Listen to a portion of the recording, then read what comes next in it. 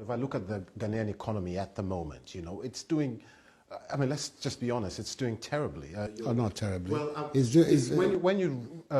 your inflation in your country, inflation in Ghana. I don't know the economy in the world that's doing well. Tell me Ghana, where you are here. Inflation in Ghana. The highest inflation. Well, 15.7%.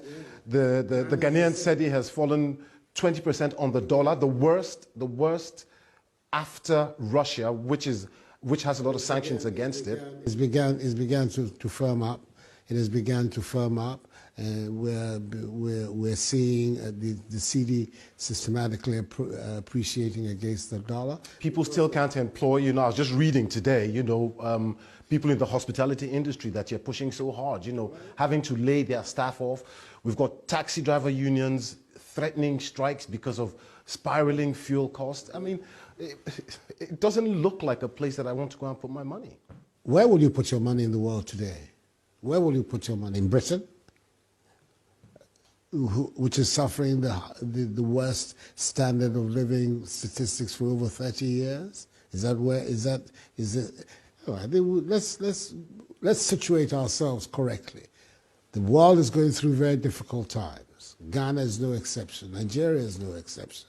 There's no country in the world that is escaping the ravages of both COVID-19 and also the impact of the Ukraine. But what you need to look at are where are the elements being put on the ground that look beyond the COVID and beyond the Russian-Ukraine war. And I think you'll find that in Ghana, the recovery program that we have is one that is considered very credible, and it is what is going to give us the opportunity to come out of this period a stronger economy. And it is that future that we're looking at when we're attracting people.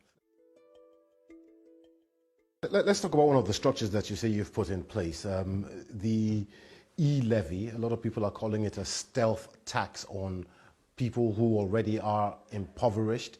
It's a 1.5% tax on people who do business on their mobile phones. So if they use their mobile phones to send money or to... The digital economy, the mobile economy. Yes, but you're taxing people on money that has already been taxed. Is the biggest economy is emerging as the biggest economy in the country, and for a long period has not had any taxation at all. So it is important now that they also come into the net.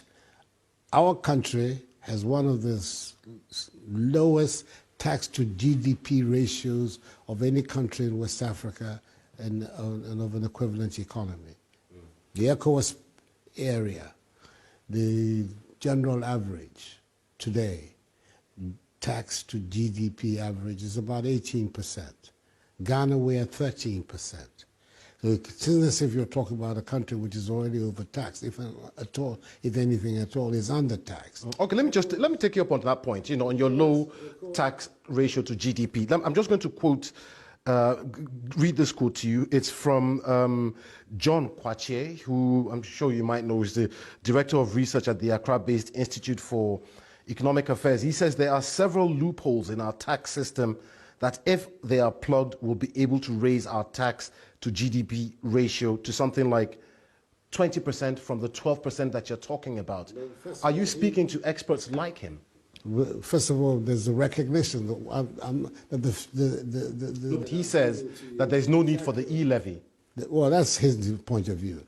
He's an expert. But he's an expert. There are experts in government as well, and we think it's necessary, and that's the reason why we... You think it's necessary to tax people who are already impoverished? They're not already impoverished. We're talking about people. We're talking about taxing an industry and transactions where a lot of value is being created, and we want to also bring that value into government coffers. I think that is something that is there's nothing so, and the e-levy is not Ghana, it's the only country that has something like a mobile, a digital tax. Many countries, they will not like it.